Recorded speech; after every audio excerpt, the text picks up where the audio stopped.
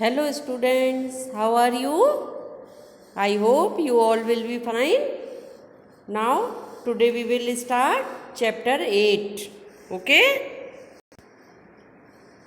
Chapter 8 में आपके ये कविता दी हुई है। यह कविता का नाम क्या है? शाम एक किसान। इस कविता का क्या नाम है? शाम एक किसान। और यह किसने लिखी है? सर्वेश्वर दयाल सक्सेना जी ने। किसने लिखी है? सर्वेश्वर दयाल सक्सेना जी ने। तो इस कविता को पढ़ने और समझने से पहले हम इसके बारे में जान लेते हैं कि यह किसके बारे में है। तो यह कविता का नाम जैसे दिया है कि शाम एक किसान। इस कविता में सर्वेश्वर दयाल सक्सेना जी ने एक शाम का वर्णन किया है। जब पहाड़ों पर जब शाम हो रही होती है, सूरज ढल रहा होता है, तो वो कैसा लगता है। और इसको उन्होंने उपमा किससे दी है? एक किसान से दी है। इसको समझते हैं, पहले इस चित्र को समझ लेते हैं तो आपको कविता को समझने में बहुत ही आसानी होगी। इस चित्र में आप देख रहे हैं कि क्या बना हुआ है? पहाड़ दिखाई दे रहा है और सूरज ढल रहा है। जब सूरज ढल रहा होता है तो वो सूरज कैसा दिखाई देता है?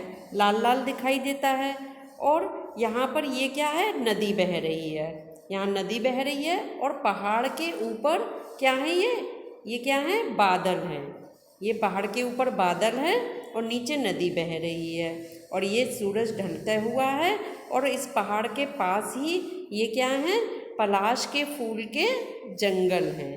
पलाश के फूल लाल लाल रंग के छोटे छोटे होते हैं, उसके ये पलाश के फूल के क्या हैं? ये जंगल है, वहाँ पर पेड़। तो अब उन्होंने सर्वेश्वर दयाल जी ने इस शाम का जो वर्णन है वो एक किसान के रूप में किया है। पहाड़ को उन्होंने क्या माना है? ये जो पहाड़ आप देख रहे हैं ना, इसको उन्होंने क्या माना है? एक किसान। तो ये चेहरा आप देख रहे हैं, इसके ऊपर किसान का चेहरा लगा है। अब ये ऊपर क्या है? बादल। तो ये जो बादल हैं वो क्या हो गए?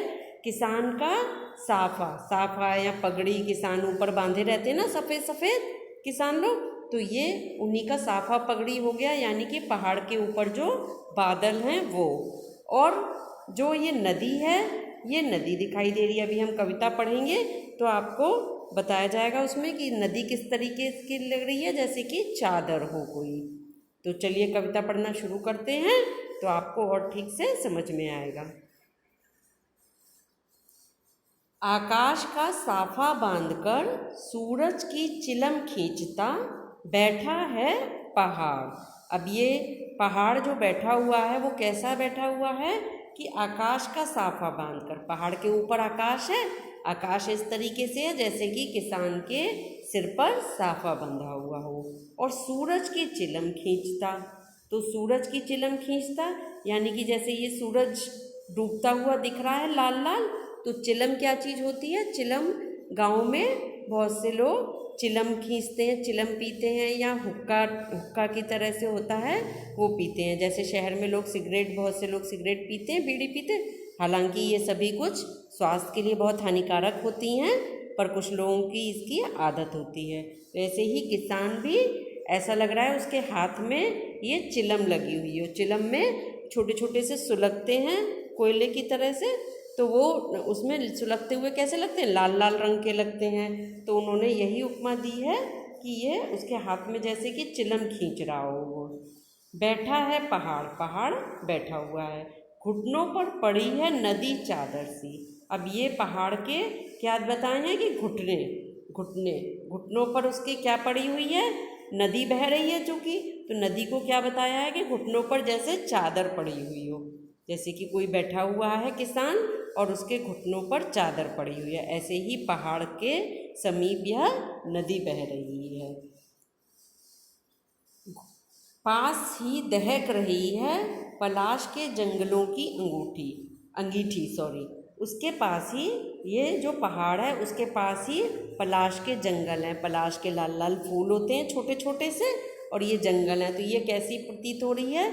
जैसे कि कोई अंगीठी जल रही हो। अंगीठी में भी आपने देखा ना, कोयला या गुटली वगैरह जलाई जाती हैं जो छोटी छोटी सी होती हैं, और वो लाल लाल लाल लाल छोटी छोटी सी सुलगती हुई अंगीठी जो होती है वो दिखाई देती है। तो इसी तरीके से ये पलाश के जंगल दिखाई दे रहे हैं। ये पूरा उन्होंने चित्रण किसके तरीके से किया है, जैसे कि एक शाम किसान बैठा हुआ हो, उसी का चित्रण उन्होंने कैसे किया है। एक जो पहाड़ है और शाम हो रही है तो वह उसी के समान प्रतीत हो रहा है। पलाश के जंगल की अंगीठी, पलाश के जंगल की अंगीठी या पलाश का जंगल अंगीठी के समान की प्रतीत हो रहा है। अंधकार दूर पूरब में, दूर पूरब में अंधकार छा रहा है क्योंकि सूरज डूब रहा है। तो इस समय कैसा लग रहा है, जैसे सिमटा बैठा है भेड़ों के गले सा। दूर पूरब में की क्षितिज में जो अंधकार है वह ऐसा लग रहा है जैसे कि भेड़ों का झुंड, भेड़ होती है ना गाँव में, तो भेड़ों का झुंड सिमटा हुआ बैठा है। तो समझ गया कैसी शाम लग रही है कि एक किसान साफा बांधकर बैठा हुआ है, उसके घुटनों पर सफ़ेद चादर पड़ी हुई है और पास में उसके अंगीठी सुलग रही है, जैसे कि पलाश के फूल हैं वो अंगीठी सुलग रही है और उसके पास ही भेड़ों का झुंड है। जैसे यहाँ पर देख रहे हैं ना आप, ये कैसा लग रहा है जैसे कि भेड़ों का झुंड हो, क्योंकि पूरब में अंधकार छा रहा है। धीरे धीरे आगे बढ़े। अचानक बोला मोर, अब जब शाम होने वाली है ऐसे में अचानक मोर बोलता है, जैसे कि किसी ने आवाज़ दी। जैसे कि किसान अपने गांव में बैठा है और वहाँ पर उसे किसी ने आवाज़ दी कि सुनते हो, जैसे उसकी बीबी ने आवाज़ दी सुनते हो। ये कैसा प्रतीत हो रहा है, जैसे कि मोर जो आवाज़ लगा रहा है वो ऐसा प्रतीत हो रहा है जैसे कि किसान को किसी ने आवाज़ लगा दी सुनते हो।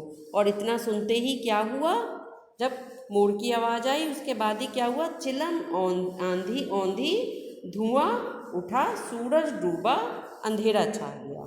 जब इसकी आवाज़ होते ही क्या हुआ, चिलम औंधी हो गई, यानी कि सूरज जो चिलम दिखाई दे रही थी वो क्या हो गई, औंधी यानी उल्टी हो गई। उल्टी होने से क्या हुआ, चिलम का जो है वो बुझ गई क्योंकि सूरज डूब गया। अभी आप देख रहे हैं ना सूरज, तो सूरज क्या हुआ, एकदम से अचानक मोर की आवाज़ के बाद सूरज डूब गया। सूरज के डूबने से क्या लगा, जैसे कि किसान की जो ये चिलम जल रही थी, ये चिलम जो है वो बुझ गई।